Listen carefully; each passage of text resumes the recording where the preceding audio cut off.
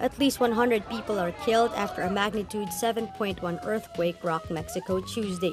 The quake occurs hours after city authorities conducted an earthquake drill.